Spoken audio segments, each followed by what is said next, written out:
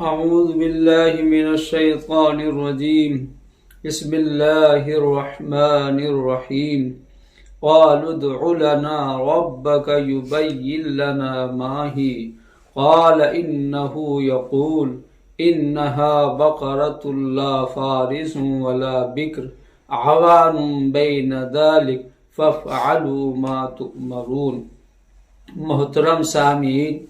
یہ بنی اسرائیل کا واقعہ چل رہا ہے۔ پچھلی بار جو گفتگو ہوئی اس میں یہ بات آئی تھی کہ بنی اسرائیل میں جو قتل ہوا تھا اس کی وضاحت اور اس کے خلاصے کے لیے حضرت موسیٰ علیہ السلام کی طرف رجوع کیا گیا کہ حضرت موسیٰ علیہ السلام اللہ تعالیٰ کی حکم سے، اللہ تعالیٰ کی اجازت سے یہ بات ان پر پیش کی کہ ایک گائے ذبح کرو، اس کے ذریعے اس کا خلاصہ ہوگا اور یہ بات سامنے آئے گی کہ قاتل کون ہے۔ حضرت موسیٰ علیہ السلام نے جب یہ بات کہی تو ان کو یہ بات عجیب لگی کہ کہاں قتل کا معاملہ اور کہاں گائے کے ذبح کرنے کی بات، یعنی ان کا آپس میں کوئی جوڑ نہیں ہے۔ اس لیے انہوں نے اس بات کو مذاق سمجھا اور عجیب سمجھا۔ حضرت موسیٰ علیہ السلام نے فرمایا کہ میں مذاق کرنے والا، دل لگی کرنے والا اور مذاق میں جھوٹ بولنے والے لوگوں میں سے نہیں ہوں، اور یہ ان کی شان تھی۔ ایسا کوئی بھی نیک ایماندار اللہ کا نبی اور پیغمبر ہرگز نہیں کر سکتا۔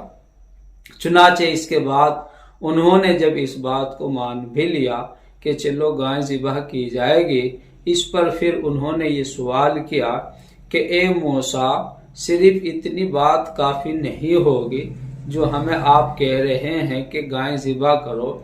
بلکہ اس گائے کی کچھ نشاندہی کرو،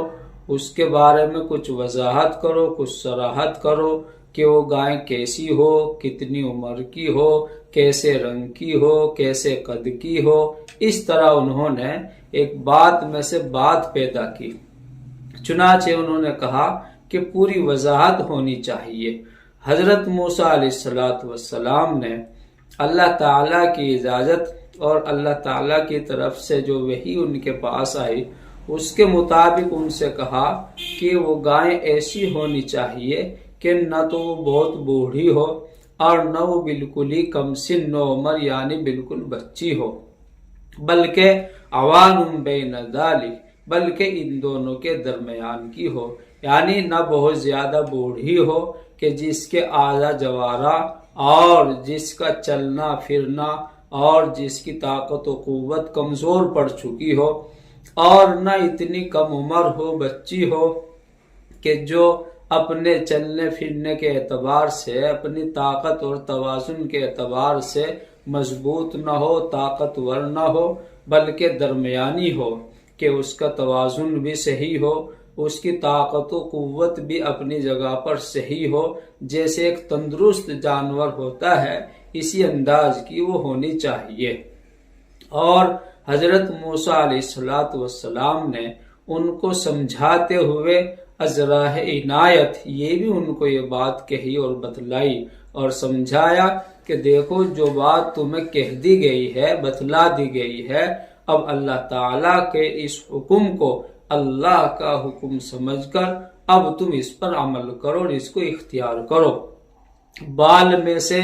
زیادہ کھالے مت نکالو، ادھر ادھر کی باتیں مت کرو، صحیح اور صریح بات کو الجھاؤ مت۔ اللہ تعالیٰ کا جیسے اور جس طرح جو حکم ہو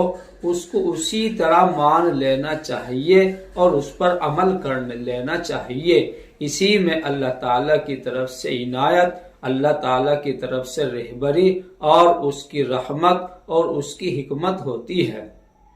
آیت کریمہ سے یہ پیغام اور سبق ملا کہ یقیناً اللہ تعالیٰ نے جو بات جس طرح سادہ اور مناسب انداز میں کہی ہو اس کو اسی اعتبار سے قبول کرنا چاہیے، اسی اعتبار سے اس پر عمل کرنا چاہیے۔ اپنے آپ سے، اپنی رائے سے بات میں سے بات پیدا کرنا اور ادھر ادھر باتوں کو گھمانا یہ بہتر اور مناسب طریقہ نہیں ہے۔ اللہ تعالیٰ ہم سب کو صحیح عمل کرنے کی توفیق عطا فرمائے۔ وما علینا الا